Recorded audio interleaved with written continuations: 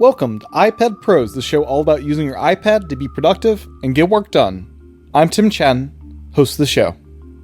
And yeah, I do think it makes a difference because I really loved editing podcasts on the Mini for a while. And I did it because it was so light. But it did get it blurry. Like when you're wanting to go back and forth in the timeline, it gets pretty blurry. And I like the promotion for that. Welcome back to another episode of iPad Pros, and welcome to 2023. I can't wait to see what will be happening in the iPad world this year. But to kick off this year, we welcome back Stephen Robles from Apple Insider, who was last on a little under a year ago for episode 133 of this podcast, back on January 20th, 2022. In this episode, we touch on a bunch of different topics, including HomeKit, networking, the M2 iPad Pro, Ferrite 3, network detached storage, DaVinci Resolve versus Final Cut, and password management, amongst a bunch of other little topics. You can find his videos over at youtube.com/@beardfm, and make sure to check out his podcasts, the Apple Insider podcast, as well as HomeKit Insider. As a reminder, you can support this podcast over at patreon.com/iPadPros or by subscribing in Apple Podcasts. My thanks to everyone that supports this show. It is greatly, greatly appreciated. With that, here's my discussion with Stephen. Enjoy. Welcome back to the podcast, Stephen. Thanks. It's a pleasure to be here. Thanks for having me. Absolutely. So it's now 2023, and it feels like a lot's happened since we last chatted. For sure. It's been a couple of years. I guess a couple of years, right? I don't even know. 2021, maybe? I don't know. It's been a bit. I thought it was last year. I might be mistaken. Maybe. Yeah, but it's been a while. And since that's happened, we have new iPads. We have Stage Manager that is not crashing anymore on the external display as well. This is it's like a reliable system for me, at least. That's good. I do not use Stage Manager. I tried it during the beta period just so I could talk about it, on the podcast. And then I was like, I'm good without it. I don't. It doesn't tempt me, I guess. Yeah, and your setup is on the go's the iPad, and then at the desk you have a Mac. So with me, the iPad's the one and only, so the external monitor makes it more like a desktop computer when I'm here, which is nice. So you're all in. You're like iPad only? Yeah. iPad everything? A while back, it's like iPads, these things are really expensive. I spent $2,000 on an iPad. Upkeeping to like another $2,000 Mac just seems like I have a listeners will know I have a Mac from 2011, my 11-inch MacBook Air that's running High Sierra. Whoa. So that's my Mac. I pull it every now and then to do some iTunes match business. Sheesh. And then my wife has an M1 MacBook Air, and every now and then I'll use that, but yeah, mainly it's just this iPad here. That's pretty slick. And so, is there ever a time where you run into I need to go to my 2011 Mac to do something on a website, some health website or whatever? Not that. The iTunes Match thing is still the thing that gets me. You can't upload new MP3s to your iTunes Match collection. It's that's the one thing, because I still I buy these limited edition soundtracks, 3,000 copies. They have some special licensing agreement for this, expanded score, like Amistad's 25th anniversary just came out. I just got that for Christmas, and there's all this unreleased music, and the only way to get that music, rip it on the Mac. I wish they could just add a share button to music. Just add music to the share menu, do whatever. And we even have DRM. So, potentially someone could write an app that reads CDs through DriverKit, which I'd love to see happen. No one's used DriverKit yet. You could actually connect a CD or Blu-ray drive to an iPad? Hypothetically, I don't know what DriverKit entails, but there's this new API at iPad OS 16 that's called DriverKit, where you can write drivers for your app in hardware. Hypothetically, someone could make a CD ripping app. Now, I'm not sure if the CD drive maker might need to make the app is the thing. I'm not sure any third party could do it. Yeah. Right. Because I have a Blu-ray drive. It's an LG USB Blu-ray drive, but I have it connected to my Mac because every once in a while you got to rip a disc. Yeah, you do. I put it on my Plex server, goes to my Synology, and so it just sits there. Does rips there's a disc still a year. movies that aren't available digitally. Like all of Peter Jackson's really old stuff that's not there. There's a few just random things that still you can't pay anybody any money digitally to get this thing. Yeah, it's frustrating. Yeah, and for like kids' school stuff sometimes too. Like, oh yeah, they're not gonna pop a DVD in. Like, I don't even have a DVD player hooked up to any TV, and so I'll just rip it, put it on Plex, and they can share that. Yeah, which I wish. I don't know. Maybe do you use Plex personally? So I have a Synology now. That's a new thing since the end of 2022. So I've been experimenting with that. I have Plex installed on that thing, but I've found is I'm just using the Synology stuff. I can actually download, stuff on the Synology's like downloader thing, and it's super fast to like use Synology's Drive app to just like play back the movies on the iPad or phone or whatever within the house, and even far away. Whatever technology they use to like route your stuff like via the internet anywhere you are is pretty impressive. So I can be like halfway across the world and download stuff pretty quickly off the Synology, which it's wild.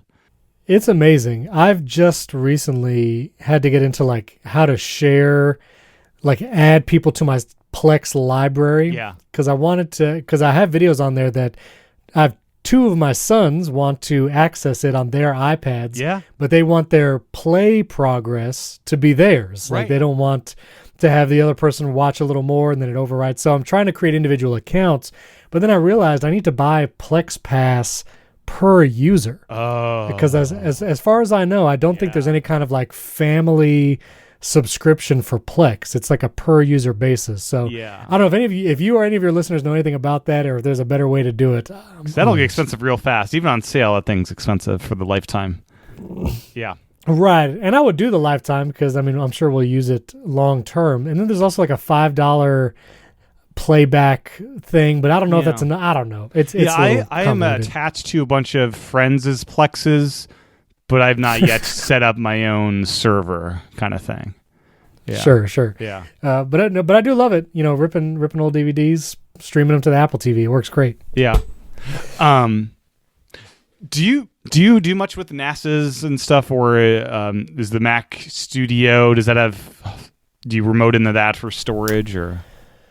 I use my Synology for video footage. Because my main gigs now all involve making video. It's the 4K video, so it's pretty storage intensive, and so I will edit on like a 1 terabyte SSD OWC drive that's connected to my Mac Studio, and then in Final Cut I will move events to a Final Cut library on the Synology, and so that's kind of my process. Oh, you're as an archive, or you're editing off of it? Editing off of it is not feasible. Yeah. Like I tried a couple times, and I'm hardwired Ethernet. My Mac Studio, it's got the Ethernet directly to the Synology, whatever. Yeah. It's just not fast enough for 4K video. And it's spinning discs. You hear those things, it's like, oh my gosh, this is what it used to be like. And you hear that them. Too. Yep. That too. And so I edit off like a 1 terabyte SSD, and that's great, super fast, no lag. And then I will move things to the Synology Final Cut library as I archive. And so yeah, that's cool. My process. Yeah. My iPad's finally wired into Ethernet as well through the dock. Wow. It's kind of a funny thing. It's like you could do this, and it works pretty well. I have that's intense. You do the HomeKit Insider Podcast. I have one of the only HomeKit routers out there, the Linksys one. I think Amazon's does that as well now. Yeah, the Eeros do it, and the Linksys Velop, and I think that might be it. I was so mad because I got one of the nice Velop systems. Yeah, that's what I got. Yeah. But some Velops have it and some don't. And mine was like the MX 5300, which was one of the faster ones, and it still never got HomeKit. Yeah. I've stopped using the Velop because I went to a Ubiquiti Unify system. Yep. But my Velop still has not gotten the update, so I'm pretty sure it's never going to. I'll tell you, the second one I got to add, so my iPad's Etherneted into a node, which it sounds like, how is that better than Wi-Fi? But I've done speed tests. I mean, the nodes seem... Do you know how this magic works? The nodes seem faster than my own iPad's Wi-Fi. If I connect to the Wi-Fi upstairs versus Etherneting into this node, which is also wirelessly connecting to that, How does that work? I do not know the ins and outs of that. Like, I'm not sure if it's just using the 5 gigahertz 2.4 networks to share the internet, or if there's some kind of proprietary wireless thing. Like, I'm really not sure. Yeah, like it feels like there's some back end thing that's even faster than what my iPad is on the whatever AX or C or whatever it's doing. But that's impressive. And now the M2 iPad, the first Apple device with 6E. Yeah. And so you have a fancy Ubiquity. Is that a 6E network? It is not. Okay. It's Wi-Fi 6. And Ubiquity does not make yet, I think, a 6E access point that's like ceiling mounted. I don't think yet. Okay. So they have like one commercial device that's 6E, but it's not something that I want right now. I don't know if I'll upgrade either. Like, right now too. They're also very expensive. And, I just built out this network as we built our house 6 months ago. And so everything works great. Like, the Wi-Fi is great. I'm not interested yet in upping. I love that you have like ceiling mounted Wi-Fi. Like, it was thought of in the construction of your new house. That's brilliant. That was very grateful that I got to plan some of that, run all the Ethernet cable myself. There's one guest room that now has an Apple TV. I wish I had run Ethernet to it. I didn't, because I was like, and now it's actually being used, and I'm like, man, I should have done it. So, for just cautionary tale for anyone who has the opportunity to actually run your cables before drywall goes up in a construction. Yeah. Run the Ethernet everywhere, every room, like bathroom, doesn't matter. Just run it everywhere. You never know. You never know when you want. But I'm super impressed with the mesh. How that works, because the PS5 is down here at the desk, and I'm remote playing into it. It feels like what's wired, and it's because I've used the power line stuff before, and that stuff has never worked for me. It's just so slow. Yeah, and that could be a little janky, like electrical circuits. You have to be like on the same circuit or whatever, and weird stuff. But the Unify system is great. Really long range too. I have one Eve outdoor camera that's like right on the edge, and I lose connectivity like 10% of the time. Yeah. But I have an Ethernet cable on the outside of my house, and so when I want to bite the bullet, I can put one more access point outside, pointed that direction, and I can have solid Wi-Fi if I wanted to. Yeah, not there yet. Mac Power Users, David talking about a little sensor in his mailbox is like, what kind of network do you have to get all the way out to your mailbox? Like, I guess if it's close to depends what side of the street your mailbox is on. Yeah, and if you're using like Z-Wave or like Zigbee or whatever, you can get long distances with that. But if you're doing Wi-Fi, Wi-Fi, you really need something that's like on the exterior side of the house, pointed outwards. But the nice thing about outside, you don't have to go through walls. There's no brick or wood or drywall, so it will go pretty far if the access point is physically outside as well. Yeah. So we're using the wonderful center stage technology today, and I love how the cameraman behind Apple's software wants to show your hand as you're like pointing at things. It's kind of a wild thing, Yeah, I think it's kind of cutting off my head right now a little bit. It's pretty aggressive, but I mean, it should make you happy working in video that you'll know that computers won't take over your cameraman roles too soon. They will not take over. I do wish. So I have the studio display here also, and I really enjoy it. I use it with my Mac Studio. I do wish, in retrospect, they had not done a ultra wide angle webcam with center stage. I wish they had just done like a higher quality regular wide angle and get a little better, because I find center stage, like, I disable it a lot, because even like right now, like I'm not in the middle, like my face is not in the middle of the frame, and it's just not it's good, it's not that good, and I would have done without. I enjoyed on the iPad when I'm at we're trying to do a FaceTime with a bunch of people. It like zooms out to it does a better job, I feel, with that. And it also seems to offset a little bit of the terrible camera placement on an iPad. Like, it kind of fakes it a little bit. So bad. I still wish, the great story of the base iPad, although it's not the cheapest anymore, that has the webcam in the right place. Hopefully the iPad Pro maybe one day we'll get it. I don't know. Yeah, the next real hardware revision. Have you played with the 10th gen iPad? I have not. I have not gotten my hand on it. I was even at Apple Store the other day, and I totally forgot. I should probably have checked it out. But I have not. Have you? I have not either. It's an intriguing product, but it has such baffling decisions. Like, someone was looking like an artist and my family's looking for an iPad, kind of their first iPad in many, many years. And like I had an extra Pencil 2, so they had the Pencil 2, so it's like, has to be a Pencil 2 iPad. So they ended up with an M1 iPad Air that was on sale. But it's like, if that had Pencil 2 support, that base iPad could have been, their iPad. But it's it's kind of baffling. Yeah, and my kids, they have 9th generation iPads. So still the older style, still home button or whatever. Yeah. But like, I have no desire to upgrade them to the new base model with the old Pencil. Right. Like if I were to upgrade them, 100% I would get a refurb iPad Air before this new one, just because the Apple Pencil 2 support, such a different experience. It really is. Charging it and all, I don't want to deal with all the adapters. Kids are going to lose them anyway. Oh, yeah. So, yeah. So, iPad Air. Speaking of HomeKit, you've had a journey with your home.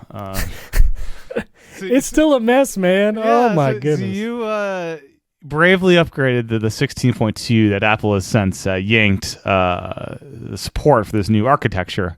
It was supposed to be much faster, more reliable, and I experienced none of that. What's your experience been?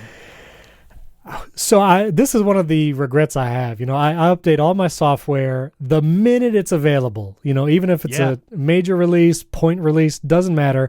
I like updating all my devices as soon as the public release is available. I don't do it with the betas, but public release. And the home architecture was the 16.2 update, so I did it immediately. As soon as 16.2 got it. And in retrospect, I regret it. Like, this is one of the few times where I truly regret updating my home architecture. Right. Because for whatever reason, and Apple has not publicly acknowledged the issue, but by pulling the home architecture update, obviously is like an implicit acknowledgement that something is wrong with it. Yeah. But ever since updating the home architecture, pretty much all of my Leviton and Belkin switches disconnect like at least once a week. And the first time it happened, I factory reset them all, reconnected them, and then it happened again just days later. And then a listener to the Apple Insider show recommended just do the Wi-Fi reset. And so for Leviton and Belkin switches, you can hold the button for 3 seconds on Leviton, 10 seconds on Belkin, the Wemo switches, and it will reset the Wi-Fi, but not factory reset it. And by doing that, they reappear in my home, and it's all, hunky-dory again. But it's been a total mess. I've not experienced any benefits. I don't think it's any faster. Obviously not more reliable. Yeah. But for some reason, the Wi-Fi switches especially has been somewhat of a nightmare. So, obviously you can't do it now because they pulled the architecture update. But really hoping 16.3 comes out this month, maybe, hopefully soon, and it has a fix for this architecture thing. We'll see. Yeah, hopefully. Did you do it? Did you do the architecture update? No, because I was scared to death of this thing. I was like, you were right. Let me hold off. You were correct. There was a moment during the beta process. I was on 16.2 on all my stuff, and all of our devices stopped talking to it. And I had just installed like an update to one of my devices. Like, oh crap! Did it automatically install HomeKit? And no, it didn't, because I just had to restart my Apple TV and it fixed everything. But there was a hot moment where it's like, oh crap, I need to update all my family's devices to the beta because they can't talk to them until I update. And I'm glad I just minutes before the update was about to install the beta on my family's devices, I did the reboot of the Apple TV. It's like, oh, that fixed it. Okay, good. Yeah, but I also find 16.2 is just one of the buggiest versions in a long time. I have many screen time issues because I use heavy screen time with my kids, different like Safari restrictions and all that, and I will just get a blank screen. Like I'll go into the screen time settings on my iPhone to adjust their screen time, and it just doesn't load. Like it's just a blank screen. I mean, your kids must love that, man. Well, thankfully, they're very open, and they say like, "Hey, Safari is totally unrestricted again," and I'm like, "Oh my word!" And so I have to go and sometimes manually on their device. But 16.2 has just been buggy all over, and my two sons, have lost access to the home, and I've tried removing them and inviting them multiple times. They're on 16.2, but for whatever reason, they cannot accept the invite and access the home again. And so it's a mess. And so hopefully 16.3 is big. Yeah. Yeah. Yeah, we finally got a HomePod Mini in the house over the Christmas season, and that thing is really cute and tiny, I must say. That's our first. HomePod minis are great. Siri on the HomePod mini, much better than on the larger HomePod. It's a faster chip, obviously. But I love them. I mean, they're in pretty much every room. But that's one of the reasons, too, like when all this HomeKit stuff was happening, people were suggesting, just unplug all your home hubs and plug them back in. It's like, you don't understand. Like, I have literally probably 10 or 12 HomePod minis and 5 Apple TVs. Like, I am not resetting all of them. Like, I'm just not doing it. Yeah, you need to have those on smart switches to just yank the power. Don't tempt me. Like, I have actually thought about it. I'm like, maybe I want those unplugged. No, that's ridiculous. I'm not doing it. So it's tempting, though. Yeah. Tempting. One thing we did to turn off, because it's at my wife's desk, like right under the monitor, we had to turn off the transfer to HomePod thing when your iPhone's right next to it, because we have a charger right next to it. It's like, this is just constantly trying to intercept the audio. It's pretty aggressive, especially on HomePod Mini, which the U1 chip, it's great, that it's that responsive, but you gotta keep your distance, otherwise it'll try to transfer all the time. I also find now that we do have all these HomePods, it's a great problem to have. I don't want to complain about having too many HomePods, but I will say the whole like something's playing on a HomePod nearby, and I want to play something on my iPhone that's different is a pain in the neck, because your iPhone, just being in proximity of a HomePod, it brings up the controls for those HomePods. Right. And so my kids, they'll be like in the bathroom playing music. And if I'm in the living room that's nearby, every time I unlock my iPhone, it's trying to control those HomePods. Yeah. And trying to get it off those HomePods and play like a podcast for me personally without messing up what's playing in there is almost impossible. Like, there is no clear way. It's just like this weird voodoo, like you have to go to the control center and then tap iPhone, but sometimes it moves what's on the HomePod to your iPhone. Like, it's not exact. And so hopefully maybe iOS 17, this was on my wish list, is to clean up the whole AirPlay control center HomePod deal, because it's a little convoluted right now. Yeah, it is kind of it's kind of interesting. Like, when people are watching stuff on Apple TV, you can just kind of like, where are they watching? I can just check on my iPhone because the now absolutely. Yeah. And even in the control center now, like if you go to the little AirPlay symbol or the remote, and you can connect to any Apple TV. Now, like, your whole lock screen, which is actually a nice feature, but your whole lock screen becomes what is playing on the Apple TV. Yeah, it's great. So like, and I really like it. Like, we were watching a movie here, and Arrival. Shout out to William Gallagher. It's one of his favorite movies. But we were watching Arrival, and like every time I unlock my iPhone, nice movie art right there on the lock screen, play, pause, all the Apple TV controls are there. Like, so great integration there. Like, when you want it, it's awesome because it's all right there, very easily accessible. And I use the remote in the control center on my iPhone for every Apple TV. Like, I rarely touch an Apple TV remote. Yeah, and one of the things I love I have a HomePod OG hooked up to the Apple TV, and if I'm getting up to get a drink, I'll just tap the top of the HomePod to pause it, and that's a nice little thing that people don't really appreciate that much. Absolutely. And there's a lot of shortcuts integrations you can do with even like turning on captions for something playing on the Apple TV. Yeah. And like going backwards or forwards a certain amount of seconds. And Matthew Casanelli, he's been on your show, I know before, but he has a great shortcut that it says, "What did they just say?" And it like goes back 30 seconds, enables captions, plays it, and then disables captions after whatever, like a minute. It's so cool, that kind of integration. Yeah, totally. So you are the proud owner of an M2 iPad Pro. I do, yes. And this is an upgrade from the M1. This was not a huge upgrade, as we were all found out about. And I believe you upgraded because you had a place for your M1 to go within the family, and there was a need for that iPad to move along.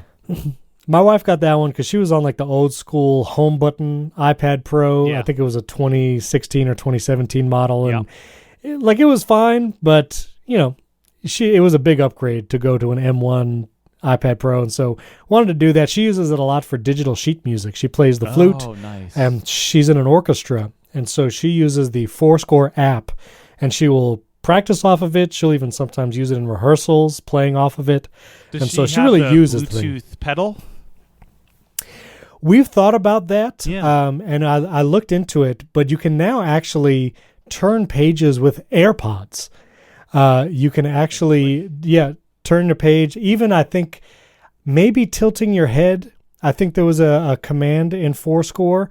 And so once that came out, I'm not exactly sure how she does it. Once that came out, though, we were like, well, I guess we don't need the pedal, and it's one less thing to charge, So, yeah. With the AirPods, I don't know. I'm a musician. I don't know how to feel about having one ear kind of, even with transparency, kind of like blocked off a bit.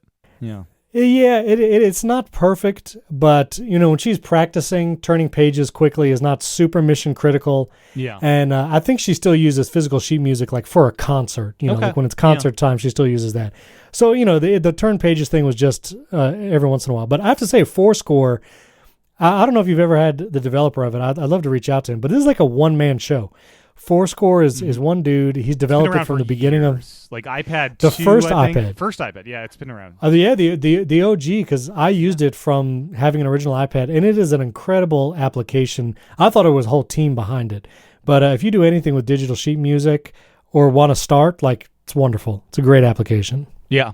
And if we get that 16-inch iPad, that'll be even a better place, to use Fourscore. Unless there is some incredible feature on a larger iPad, I don't know if I'm going to go any bigger. Like the 12.9 inch, like this is a big. It's your mobile device for you. That is true. If I was using it primarily on a desk, I guess that would change.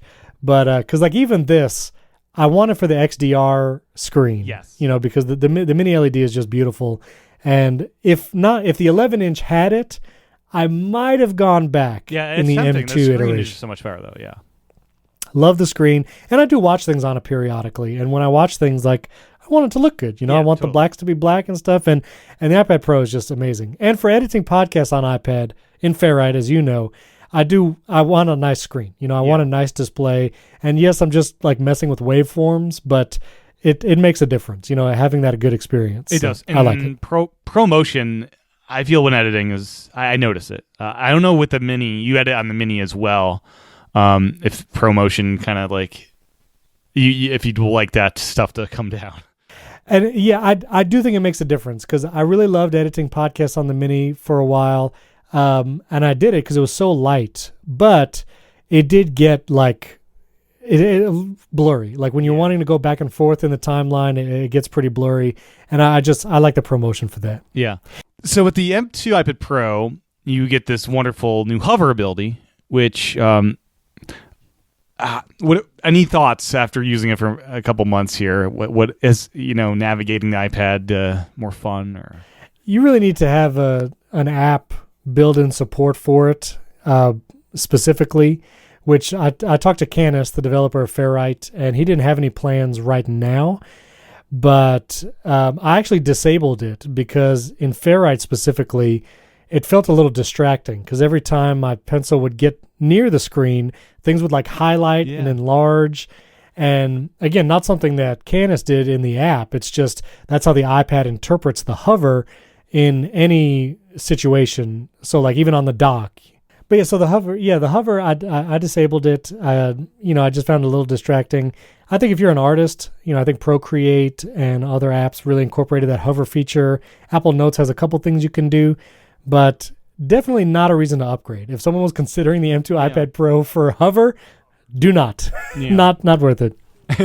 Hover. Safari seems cool. Is there an easy shortcut you could hit a thing to get to the setting to swap that on and off easily? Or I don't think there's a shortcuts integration just yet. It would be nice if you could enable or disable per app. That would be cool. Like an accessibility setting or something, but I don't think that's in there just yet. Maybe next year. Yeah.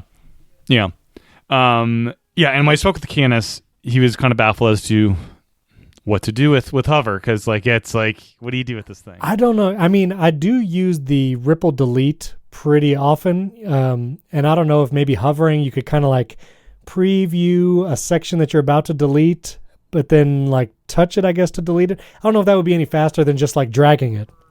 Yeah. I mean, hover previewing the audio because it has the real-time playback when you're doing stuff scrubbing. I don't know. Yeah. Maybe. I don't even know if it's worth it, but all that to say, though, Ferrite 3, which just came out, incredible. Love everything about it. Canis killed it. Yeah. And just kudos. It's wonderful. Oh my goodness. It's saving, I think, both of us just hours upon hours every month of editing with the 2x speed, which that's what I edited. I'm just 2x all the time, pretty much. What's bizarre is when you've edited an entire show at 2x, and if you go out, and if you go out of Ferrite and come back in, I think it goes back to 1x. And when that happens by accident, I'm like, why is this in slow mo? Just the voices sound like and I'm like, is that how it sounds? Yes. And it's this weird thing where your brain just adjusts to that 2x. And it makes my editing twice as fast. I mean, it's incredible. Love it. Yeah, I was telling Ken, it's like at first I had to go 1.25 because anything faster felt too fast, and I'm now at 2x, and when I go to 1x, like, whoa. I'm at 2x now too, and I'm like, I wonder if a 3x might be feasible. Yeah, I asked him, it's like, is there a limitation to go faster? And he's like, he said there is some kind of limitation. He wasn't sure if he could go a bit faster, but there is. He did test even faster. I think, there's one podcast app that has 3x. Is it Overcast?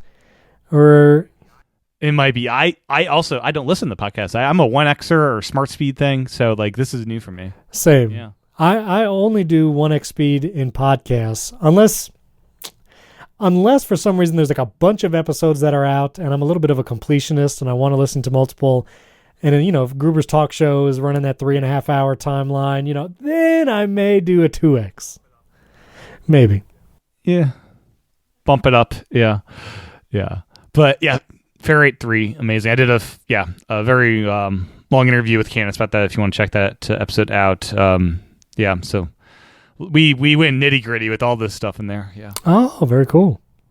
That's awesome. Overcast does have 3x. They're the one podcast app that does 3x. Yeah, which I don't know. I don't know. I can listen to that. But. Oh, it does. Okay. Yeah, one of the coolest things Candace shared was something that Apple added in iOS 16. Is their FaceTime technology they use for audio isolation of voices and stuff. That's a plugin now, an audio plugin, and it's available on Ferrite as a post-processing thing. So if you have some audio that has some background noise, it does a really impressive job cleaning that stuff up. It's like sound isolation mode. It's an Apple official plugin, and it takes a while for the export, even the M1 iPad Pro. But it does a great job. And my feelings are that it's probably better than even the real-time stuff FaceTime does because it's post-processing. So it doesn't have to do this real-time. It's doing it in post, and it sounds great. So that's kind of like a hidden gem of iOS 16 that is now surfaced by Ferrite. Well, when that came out for Final Cut, voice isolation came out, and it's just built in. I did a whole video on it on my channel because it was so good. So much better than noise removal built in. I find it better than even I have RX10, the audio suite, which has incredible tools. Like I use their breath control, their de-esser. But when it comes to noise removal or echo, voice isolation even does an incredible job with echo and reverb in the back of a recording. The voice isolation feature is amazing. And now you got me looking in Ferrite. I'm looking at Apple's things. Their effects. Is it in the effects of Ferrite? Yes. I'm going to pull it up now and hopefully. Oh, sound isolation. I see it. Sound isolation.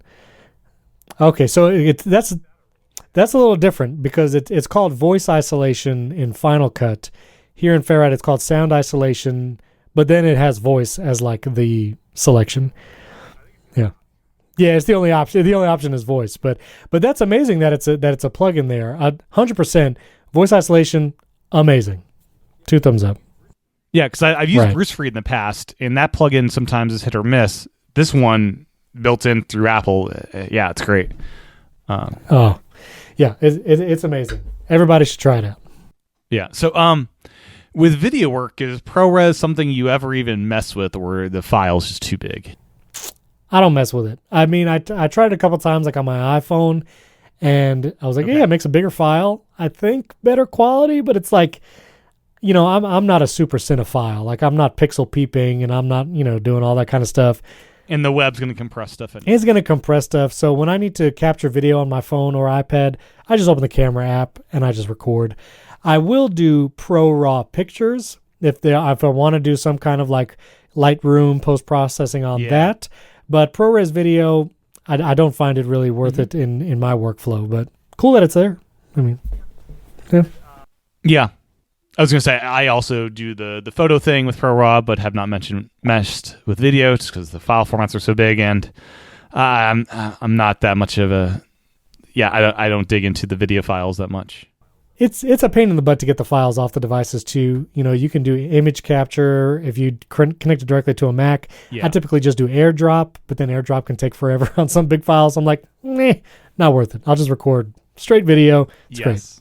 So Final Cut Pro's the app you use to do most of your editing? Oh yeah, I do everything in Final Cut Pro. Love it. Still would like it on the iPad. Is DaVinci Resolve on iPad a tempting thing to try that out on Mac or not? It's zero. Too much work to learn the new app and zero. I have zero. Yeah, and I spent some time with LumaFusion because I was like, I would love to be able to, if I'm on the go and I know I'm going to edit something, but it's a simple edit, to do it on my iPad. Like, that would be really cool. But I just find Final Cut feels so good when I edit it in the Mac. Like, I just want Final Cut on the iPad. Like, I don't want an alternative. And I could learn Resolve, and I'm sure it's great for people who use it. And some people, that's their workflow already. And for them, that's great. But for me, I just want Final Cut. And so until I can do it on the iPad, it's going to be Mac only. But when it comes to the iPad, yeah. Hopefully it gets there, because I do miss Final Cut. I used 10 back when it first came out to my 2011-inch MacBook Air, and it actually ran great on the old MacBook Air. Yeah, of course. And I've been Final Cut like Express, like way back when I was in college. Loved it. Oh yeah, I ran a computer lab in college, and we had the big boy and also the limited Express version. So I remember installing the 6 CD thing. You pop in CD2 for sure. Yeah, but no, I loved it. So I've been a Final Cut guy forever, and I mean Final Cut Pro right now, it's so good. I do a lot of multicam editing and doing the angle switching. Oh, that is so much fun with the multicam. Just click in between. It's great. It's amazing. And one of the things I do also, I saw this trick from Rene Ritchie where he makes, when he's editing, he'll make everything a compound clip. And then if you want to make an adjustment, like a color adjustment, it affects the whole thing. I do a similar thing, but all through multicam. Mm-hmm. And so when I film a video, I have video from my Sony a7 IV, and I have audio from my shotgun mic from my MixPre 3. And I'll do a multicam clip, even just with those two things. Like, I'll do a multicam clip with just the video and the audio, and it acts the same way as a compound clip. So if I want to adjust the color across my entire video, even after I've made a bunch of cuts and edits, I jump into the multicam clip, and I can edit it there. And I can make adjustments to the audio or the video, and it carries throughout the project. And so that's a great workflow for me. Oh, very nice. Yeah.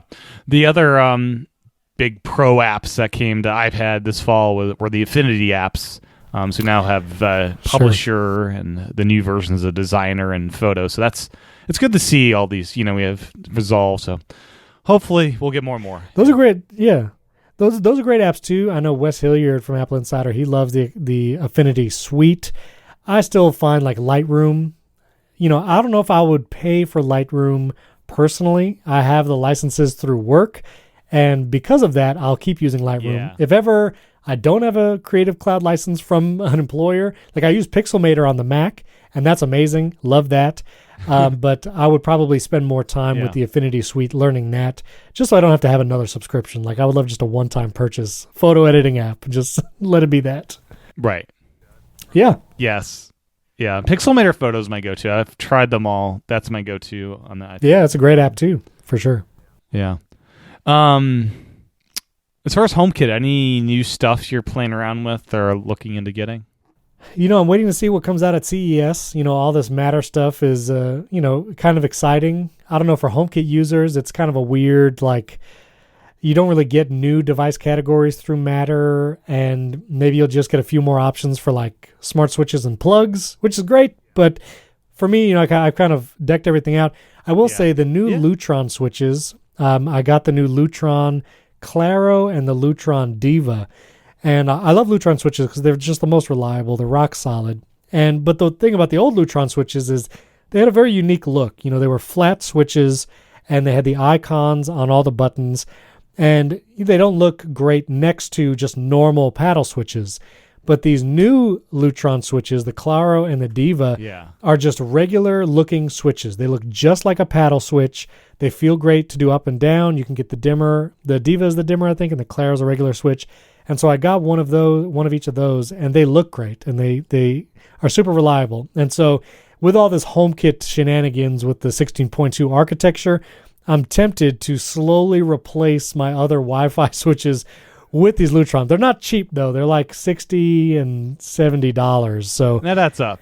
You have more than one light switch in the house. Yeah, exactly. So like I've not bit the bullet and done a ton of those. You know, you can either get a HomePod Mini or a Lutron switch, and sometimes you want another HomePod Mini. So we'll see. But over time, I think if someone's starting out now, though, just go Lutron. Just get the Lutron switches. They're so good. They're really good. Yeah. Any new iPad things or apps you've been playing around with in the past couple months here? Oh, man. I mean, we just sung the praises of Ferrite 3. It's so good. I'm trying to think. I messed around with Freeform for a little bit. That was okay, but not something really for me. Do you have a use for that? Like, do you do collaboration brainstorming stuff at all? Or, like, sketching out your, I don't know, with your videos, like, mind mapping those out with Freeform? Not really. Not really. I actually just recently started using Trello for my personal stuff. I've used, like, pretty much every project management app. Like, I've used Asana, I've used Flow, used Monday, used everything. And but Trello has a nice free tier. And so I'm using Trello everywhere, iPad, iPhone, and on the Mac, in the web, and that works great. But otherwise, like, again, I don't regret updating to the M2, but I really had no reason to upgrade because the M1 would have been so good. I'm not doing anything. Like, DaVinci Resolve is the big new app, and it's exciting, but it's just not something I'm using, You're going to use it for it. Yeah, your iPads, use it for podcast setting is kind of your main pro use of it. Yeah. Podcast setting is the main deal. And, it's worth it for that because, I edit 3 to 4 shows a week and it's super fast and I love it for that. But otherwise, I mean, I like putting it in the Magic Keyboard and like going off and writing with it, if I'm taking notes or whatever, like it's great for that. But I guess as like a fun new app, I'm kind of like a boring user. Like it's Ferrite and it's like watching stuff and taking notes. Like that's what I do. Yeah. That's what I do. Right. Do you have a backup strategy with the podcast in Ferrite? Do they go to the Synology or do they just kind of live on the iPad until you run out of space? Well, because I record on my Mac still, I have all the WAV files in iCloud Drive saved on the Mac. And so like that's saved. It's in iCloud Drive. Periodically, I do just like delete a year's worth of WAV files because I'm like, I literally... Because that stuff adds up. You have 2 or 4 terabytes to work with. Oh, yeah, and it is just like I'm never going to do something with like 100 episode ago Apple Insider WAV files. Like I'm not doing anything with that. And so I'll just delete those. Right. Especially it's like a news-based show. It's not like you go back for like some kind of like, Yeah. Exactly. So I have no backup for iPad, but I will say the iCloud backup, when you restore from a backup, like all of your Ferrite stuff is there. And so, like, that's one of the reasons why my iCloud storage is so high, because it is backing up all those Ferrite files. Like, all those audio files from Ferrite, like, they're all there in the iCloud backup. And so if my iPad fell in a lake or whatever, I restore from iCloud backup, Ferrite is just how I left it. All my templates, everything. Yeah, I think mine's like a 350 gigabyte Ferrite install. It's something crazy. Yeah, it's huge. Like, right now, let me check real quick, because I do have the 1 terabyte M2 iPad, and I've halfway filled it. I have 500 gigabytes left, but that's just like 3 or 4 months of using it because I just got this. So, but let me see. General. Let me go to storage. See what where is it? What are you at? What's your capacity? What are you doing there? I have a 2 terabyte. Or wait, that's my iCloud. I'm doing the same thing you are. I'm looking at. If you go to general, shows me in settings, general iPad storage, it'll take a second to load. iPad storage. So I'm using 848 gigs out of my 1 terabyte on the iPad. That's a pretty full iPad. It is. My Ferrite is 188 gigs right now. That's what Ferrite is using. Okay, that's pretty good. It's Still loading the modern beach ball. You know what a great jailbreak would be is replace the spinner. That would be fun. It'd be a little more nice than seeing that spinner, because on the iPad that spinner is doom. This is not good. My iCloud Drive is 104 gigs too. I don't even know what files are saved locally in iCloud Drive. That's interesting, but not at the top, It's loaded up. I'm trying to find where Ferrite is. Yeah, it should be for sure. All those files you think are there, might not be. So I did a lot of editing just now because I loaded up my storage on my iPad, and the spinner came up, and there was no Ferrite in this entire list, and at the top was photos at like 70 gigs. And some 60 seconds later, as Stephen was Ferrite then populated after the spinning beach ball was done, and it is showing me 254 gigabytes of data in Ferrite. All right, you have me beat, and you're on the M2, so you just got yours same time. I'm on the M1. Oh, you're on the M1. Okay. Yes. Okay, so you're beating me on the storage in Ferrite for sure, and overall, because you almost filled that thing. Yeah, but yeah, I've never. Yeah, nothing. It hasn't appeared yet. The beach ball's done. And iPad OS is not great yet at progress bars. Progress either in files, copying, it's not great still. No. Maybe iOS 17. We'll see. It isn't. No. But yeah, maybe. And we'll get the audio reworking that we all want for podcast recording.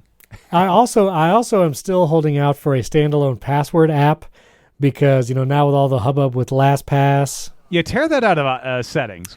Especially, you could do two-factor now. You can add notes to your login items. I would love shared, to be able to share a vault or share a grouping of passwords with iCloud family members. So I'm holding out. Hopefully, standalone password app iOS 17. The sharing's the big thing. So we have a 1Password family account. If iCloud added sharing. That's the thing, because iCloud otherwise is so much more convenient for you're in Safari. It's gets this good password, saves it. It's 1Password does as good of a job it can, but it seems iCloud it's on Apple TV and stuff Well, and because 1Password is a third-party app, you have that one additional. Sometimes you have to unlock 1Password before you can autofill. And with iCloud Keychain, there's not that. Any login, it just boom, it's open. Now, once you've unlocked 1Password, you're usually good for a while. Yeah. All the autofills will just appear automatically. But yeah, iCloud Keychain it's really nice. Yeah. Are you all into iCloud Keychain, or do you use 1Password as well? I am so undecided that I just add every new login to both places, and one day I will decide which way to go, or I'll just keep doing both. Well, it's funny. Sometimes I'll it's iCloud asks me, do you want to save this password or 1Password just autofill? It's sure. Yeah, and I'm also a redundancy, again, as before we recorded, I'm I want to record at least two places. So I'm recording to my SD card and audio hijack.